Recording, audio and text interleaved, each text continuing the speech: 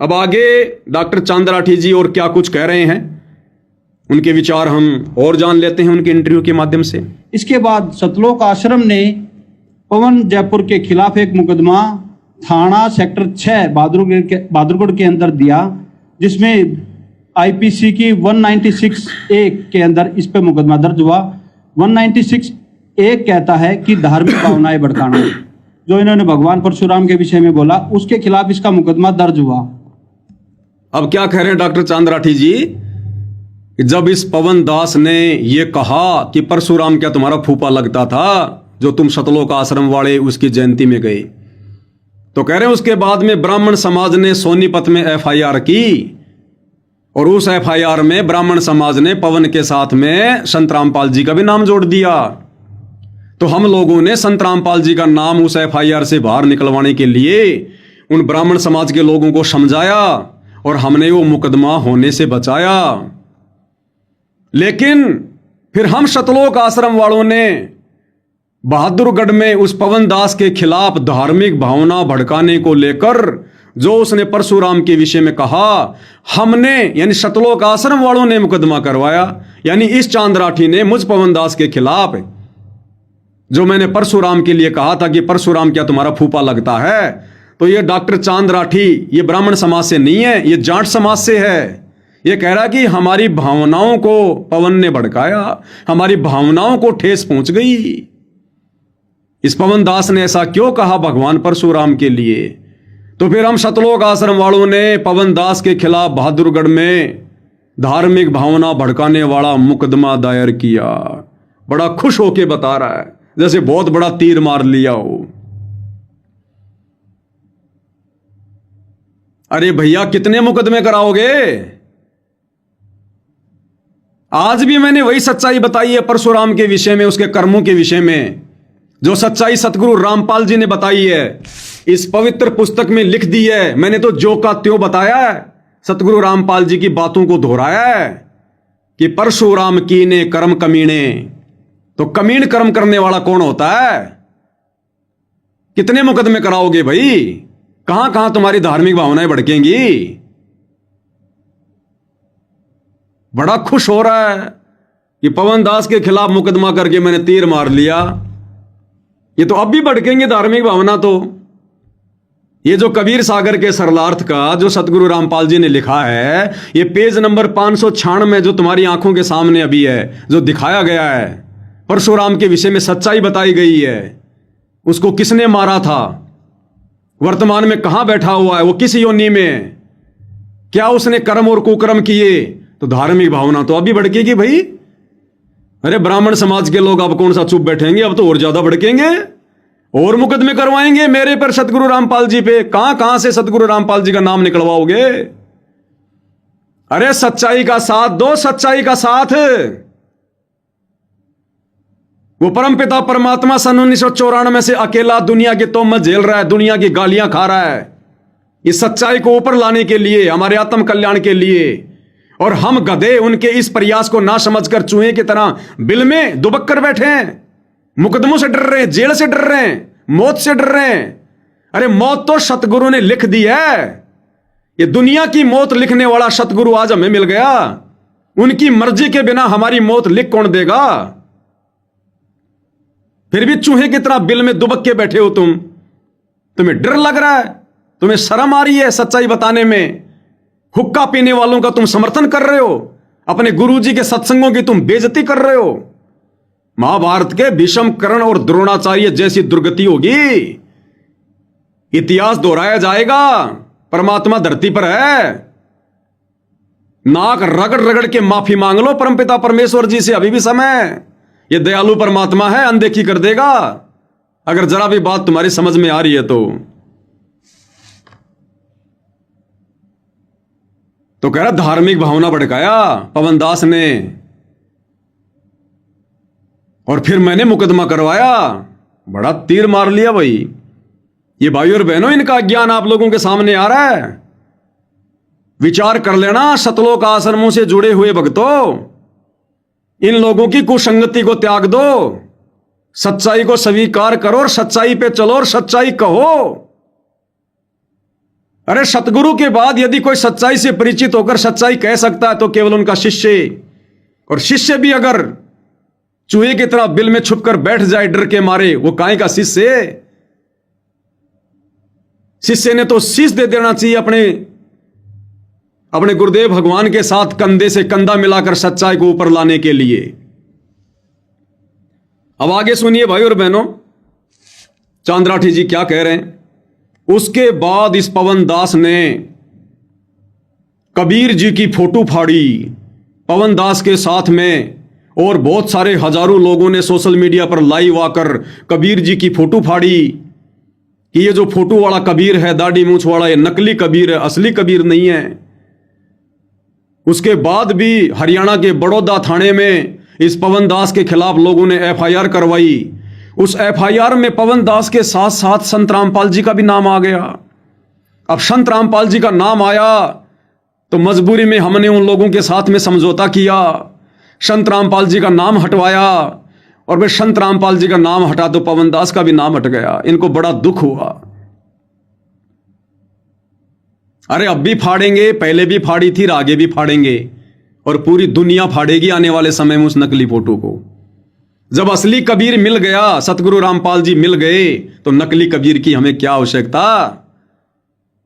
लेकिन भाई और बहनों, इन्होंने अपने इंटरव्यू के माध्यम से यह साबित कर दिया कि भले ये लोग सतगुरु से 25 साल से जुड़े हों, भले इनको सार नाम मिल गया, सार शब्द मिल गया, भले गुरु जी इनके घर पर जाते थे, लेकिन भाई और बहनों, इनके जहन में तत्व ज्ञान की एक बूंद भी नहीं समाई, बूंद भी।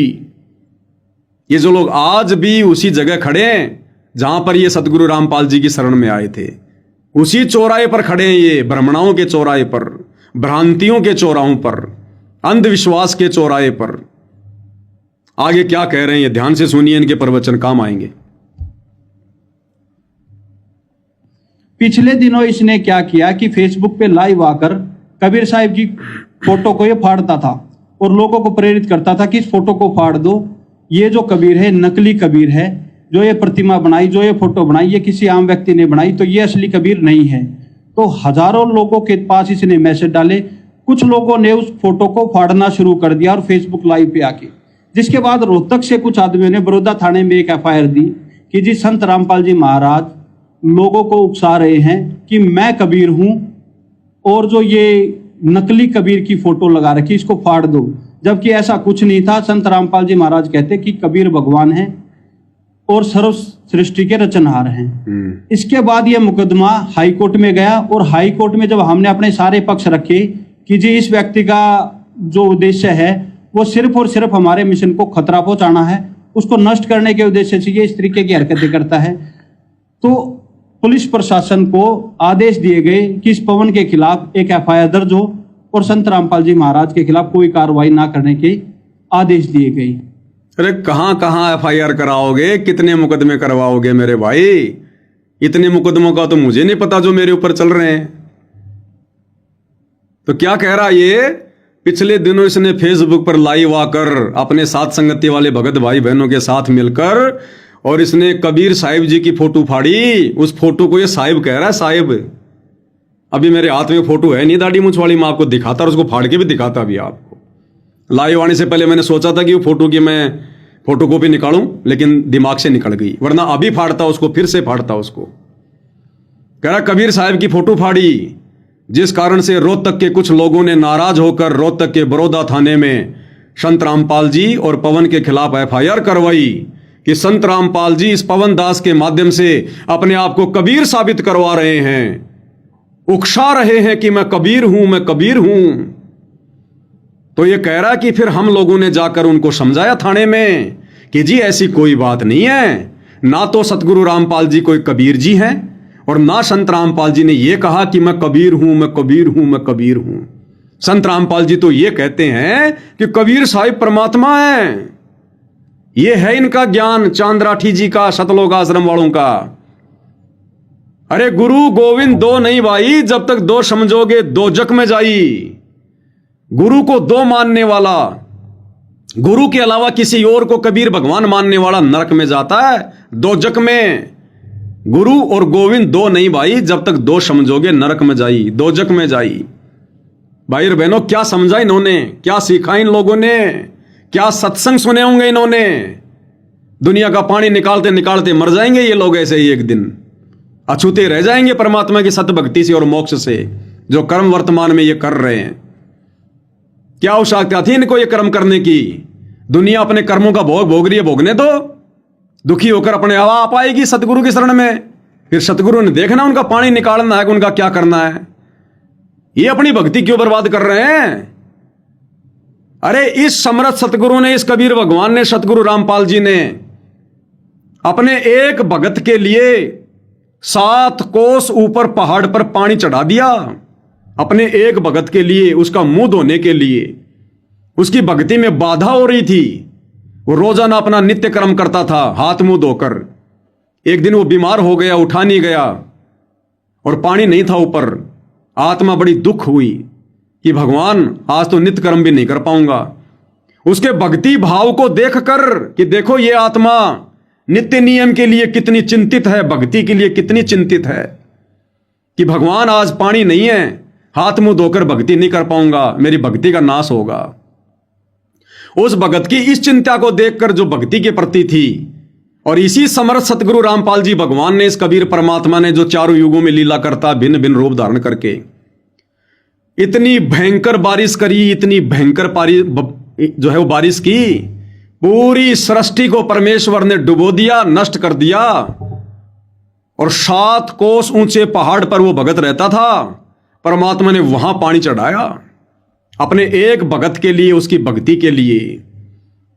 और वर्तमान में ये सतलोक आश्रम वाले भगत, अरे ये जा जाकर लोगों का पानी निकालने के चक्कर में अपनी भक्ति बर्बाद कर रहे हैं।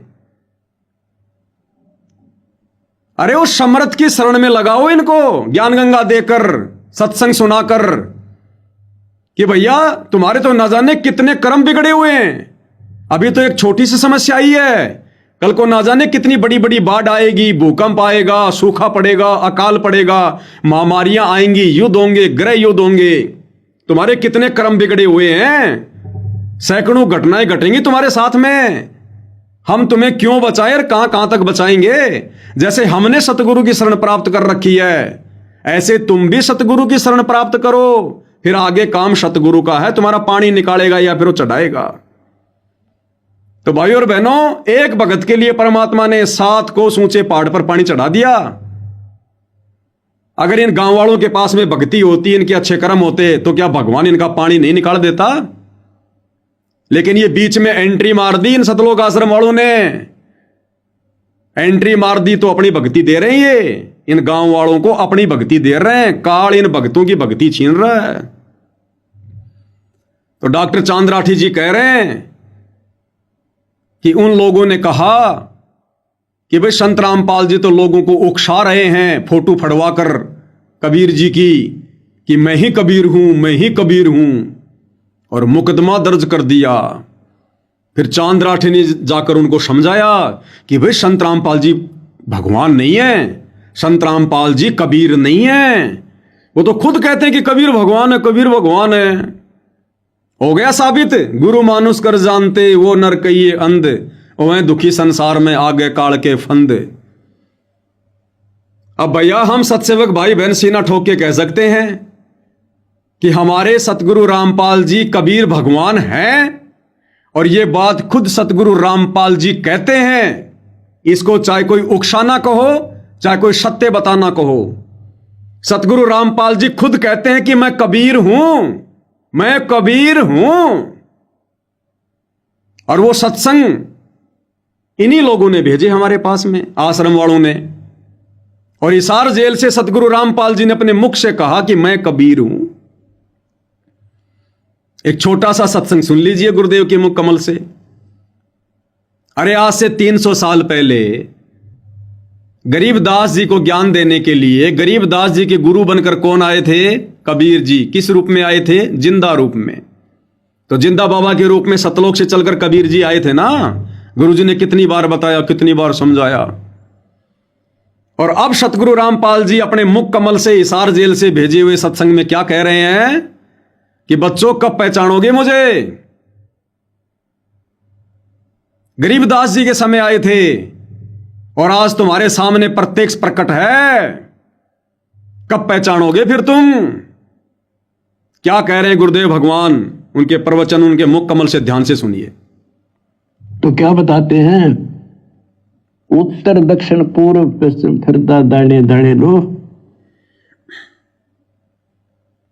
और सर्व कला सतगुरु साहिब की, हरि आए हरियाणे। गरीबदास जी के समय आए तेरी बारे भाई प्रगट सामने थारे, पहचाने जात पहचान लियो। गरीबदास जी के समय आए तेरी बारे भाई प्रगट सामने थारे, पहचाने जात पहचान लियो। गरीबदास जी के समय आए तेरी बारे भाई प्रगट सामने थारे, पहचाने जात पहचान लियो। गरीबदास जी के समय आए और ई बारे भाई थारे सामने प्रत्यक्ष प्रकट, पिछाने जाए तो पिछान लियो। तो गरीबदास जी के समय कौन आए थे? कबीर जी। और कह रहे भाई ई बारे थारे सामने प्रत्यक्ष प्रकट। तो वर्तमान में हमारे सामने प्रत्यक्ष प्रकट कौन है? सतगुरु रामपाल जी। तो कौन हुए सतगुरु रामपाल जी? कबीर जी। तो सतगुरु रामपाल जी खुद कह रहे हैं कि मैं कबीर हूं, आई एम गॉड। सीना ठोक के कह रहे हैं, वो ताल ठोक के कह रहे हैं। और हम सत्सेवक कह रहे हैं। इसको चाहे कोई उकसाना समझो, चाहे कोई भड़काना समझो, चाहे कोई सच्चाई समझो। तो चांद राठी जी, आप जी किस मुंह से कह रहे हो कि संत रामपाल जी ने तो कभी नहीं कहा कि मैं कबीर हूं? ये सत्संग विशेष संदेश नंबर 75 आप आश्रम वालों ने भेजे भाई। किस मुंह से छुपाओगे? सच्चाई को कितना दबाओगे? खुद कह रहे हैं सतगुरु रामपाल जी कि मैं कबीर हूं, और गरीबदास जी के समय आए और ई बारे भाई थारे सामने प्रकट। पहचान सको तो पहचान लो। अब भाई जो उनकी विशेष आत्मा है उन्होंने तो पहचान लिया, और मंद बुद्धियों का तो भाई कहीं ठिकाना नहीं होगा कहीं भी।